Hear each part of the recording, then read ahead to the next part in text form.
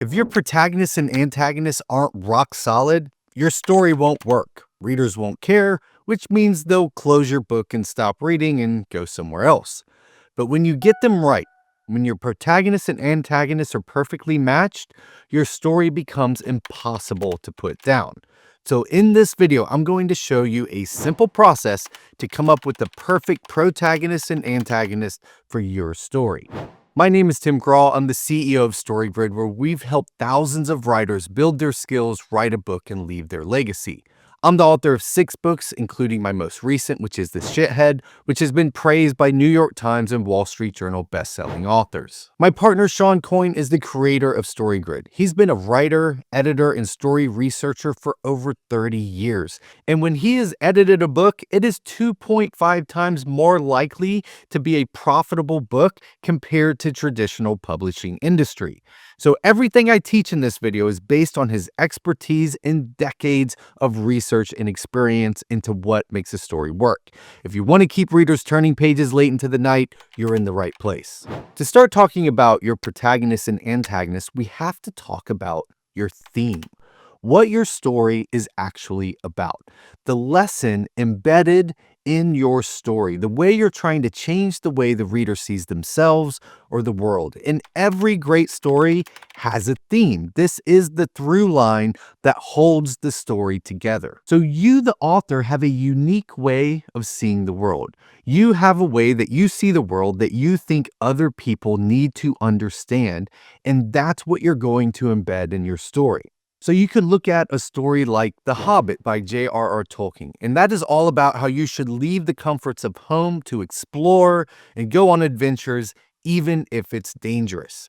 You could look at something like The Great Gatsby, and it's all about how obsession with an idealized past will destroy you and everybody around you. Or you could look at Crazy Rich Asians, and it's saying you shouldn't sacrifice your personal identity and who you are for the culture or a family. So every great story, whether it's an action story, a love story, a society story, has a point of view, something the author is trying to say to the reader. Again, this is what holds the entire story together. Now, think about in life. There's basically 2 ways to learn a life lesson without going through something yourself. You can watch somebody make the right decision and see good things happen, or you can watch somebody make the wrong decision and see bad things happen. Well, in your story, you give the lesson to your reader in one of those 2 ways. So a prescriptive story is when the protagonist makes the right choice and then you see what happens as a result.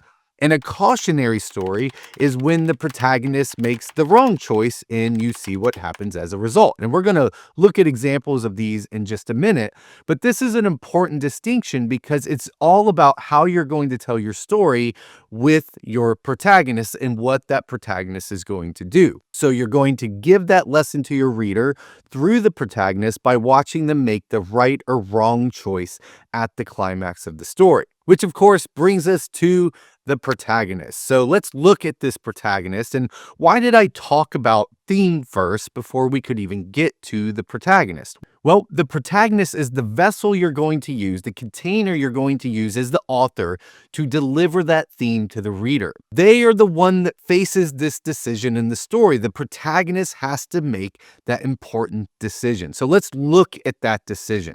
So in your story, you're going to have an inciting incident that leads to a climax. So the inciting incident is the ball of chaos that comes into your protagonist's life and knocks their life off balance.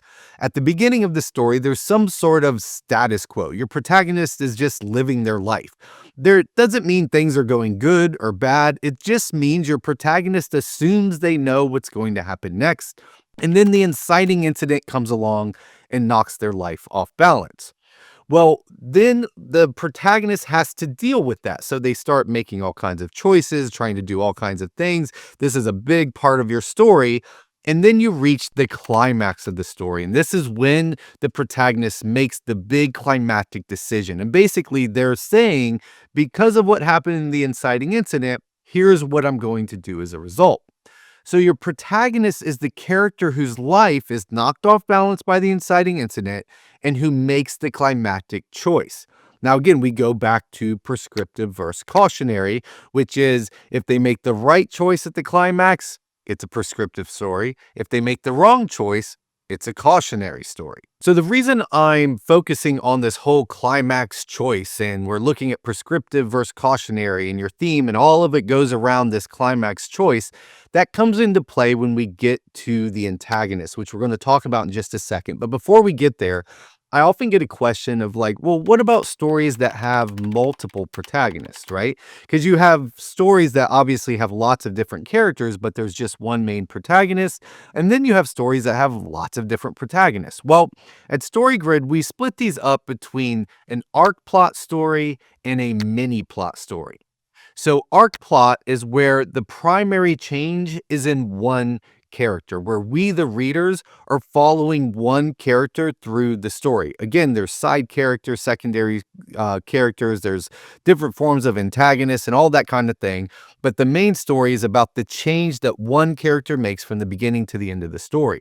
So these are stories like Star Wars, Crazy Rich Asians, The Great Gatsby, The Hobbit. I mean, I could go on and on. There's tens of thousands, maybe even hundreds of thousands of arc plot stories, but it's where we're tracking the change of one character from the beginning to the end.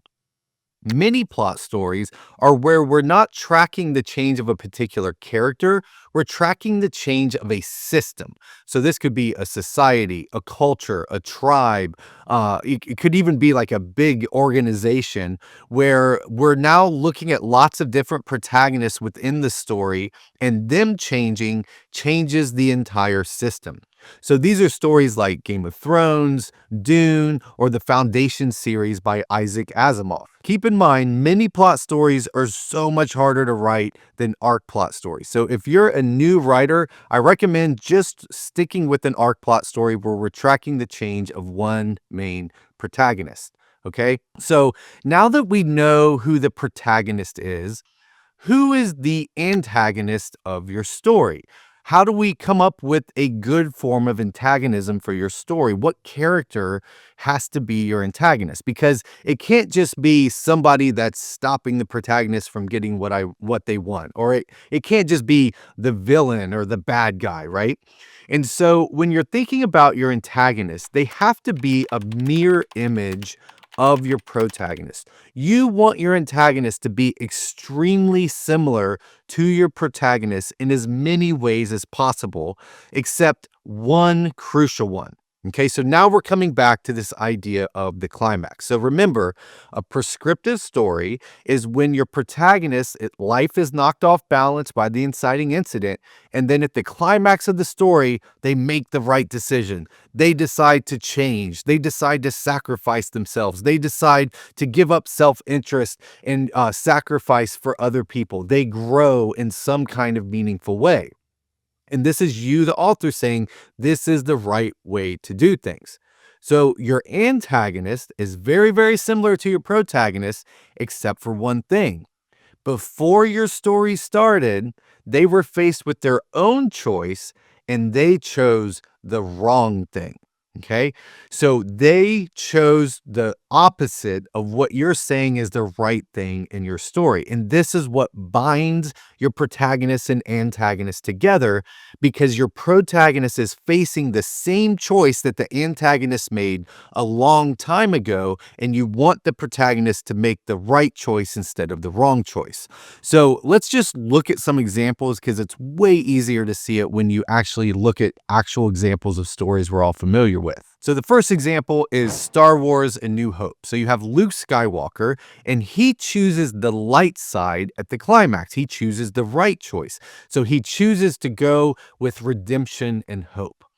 Well, before A New Hope, Darth Vader chose the dark side. So he believed power was necessary for control.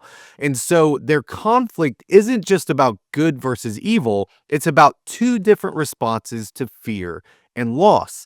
And so in A New Hope, Luke Skywalker makes the right decision, and the antagonist, Darth Vader, long before this story, made the wrong decision.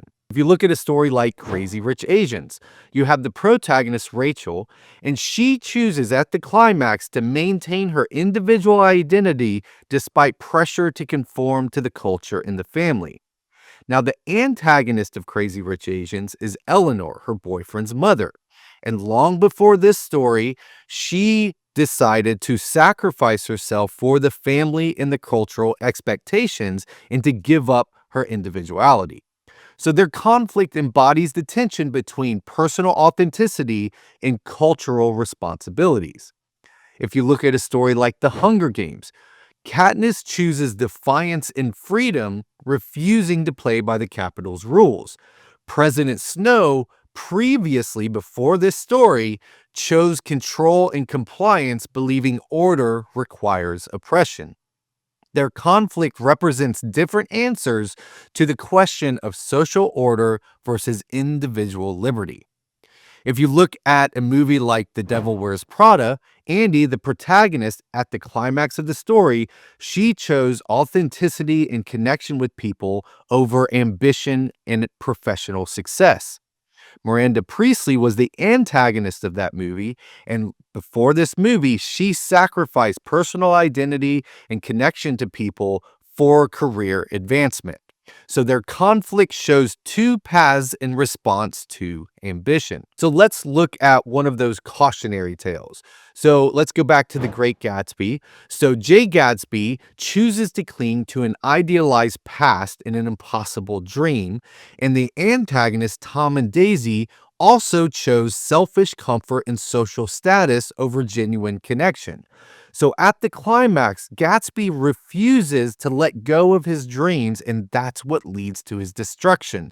So at the climax, he made the wrong decision, and he made the same decision that Tom and Daisy had made long before the movie started. So at the climax, when Jay Gatsby had a chance to choose something better, he chose the wrong thing, and he chose the same thing that Tom and Daisy had chosen long before the book even started.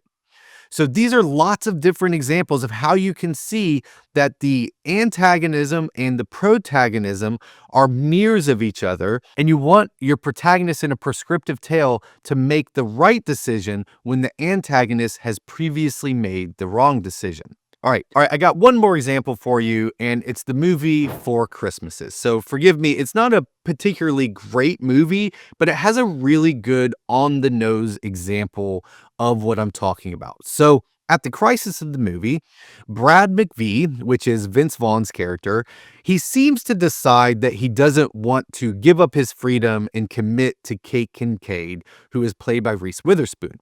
So he goes to see his dad, and his dad congratulates him on making the right choice. Now, the thing is, his dad is the antagonist, and what we see with his dad is that he's alone, he's not very happy, and he has decided, I'm not giving up my freedom for anybody or anyone. And so Brad goes to see him, and then when his dad congratulates him on making the right choice, he's like, oh no, I have messed up. If I keep going down this road, I'm going to end up like my dad, who is the antagonist. And so he decides to go back and commit himself to Kate.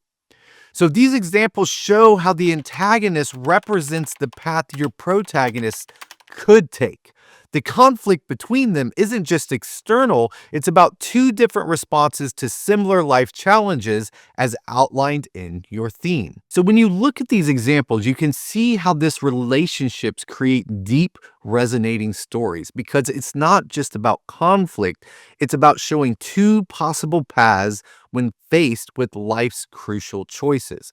So this mirror effect between the protagonist and the antagonist, it shows the cost of making the wrong choice through your antagonist, and it raises the stakes by showing what your protagonist could become. It makes the crisis and the climax more meaningful, and it delivers your theme through character choices rather than preaching. The key is creating an antagonist who embodies the path your protagonist might have taken or might still take. Their conflict isn't just external, it's about two different responses to the same choice. So now let's look at exactly how to develop this relationship in your story. So first, start with your theme. What do you want the reader to take away from your story? How do you want them to change the way they see themselves or the world from the beginning to the end of your story? And then you've got to decide, well, what type of story is going to be the most helpful to the reader? Is it showing what happens when you make the wrong decision or showing what happens when you make the right decision? If you're struggling with this, I highly recommend you stick with a prescriptive tale.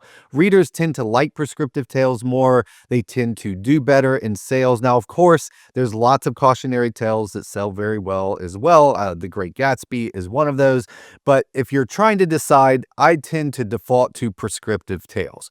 So you've got your theme, you figured out you're going to tell a prescriptive or cautionary tale, and now you want to think, well, what's the best vessel to tell this story? Who is the best protagonist to show what it's like at the beginning and what it's like at the end of your story?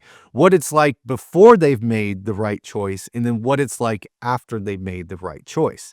And then once you have your protagonist in mind, figure out their mirror image. Who is the antagonist, right?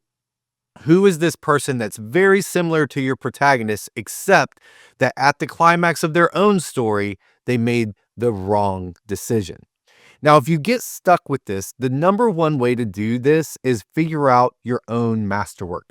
Go to another book, another movie that's similar to the one that you're trying to tell, that's similar to the story you're trying to tell, and use that as a guide for coming up with your own protagonist and antagonist. Now, at this point, I want to ask you a question. How many of these types of videos have you watched? Not just my videos, but other videos on writing. How many books have you read? How many courses have you taken? And yet you're still here. You're still trying to learn how to do this all by yourself on your own. This is what I did. This is what I did for years, trying to figure out how to write. And I was just going in circles. I kept trying to learn stuff, taking more courses, and none of it really worked for me until I started getting actual feedback. And I started getting feedback from a pro. And this is when it unlocked everything for my writing. And so we at StoryGrid started doing that for other people, having them send us their writing and giving them one-on-one feedback. And what we saw was they were making more progress in 6 weeks of doing that with us than 6 weeks on their own. And so that's why we run our scene writing workshops. In our 6-week workshop, you get weekly live training and to learn these essential scene writing skills. You also get one-on-one feedback from expert StoryGrid coaches. So you turn in your scenes and you get exact feedback on what you did right, what you did wrong, and how you need to improve in the coming week. You also do daily practice exercises where you can practice the fundamental skills of writing, and we put you in a supportive community of writers that are taking this seriously and actually trying to level up their skill and become the kind of writer that can write something that leaves a legacy. So our next workshop is coming up, and I highly recommend you check it out. You can go to storygrid.com/workshop to find out more. Now, if you want to take the ideas in this video and keep going, I recommend you check out a video that I did on theme. It's going to change the way you see storytelling forever. That link's on your screen right now. But either way, thanks so much for being a writer. Thanks for being a part of our community here at StoryGrid, and I'll see you next time.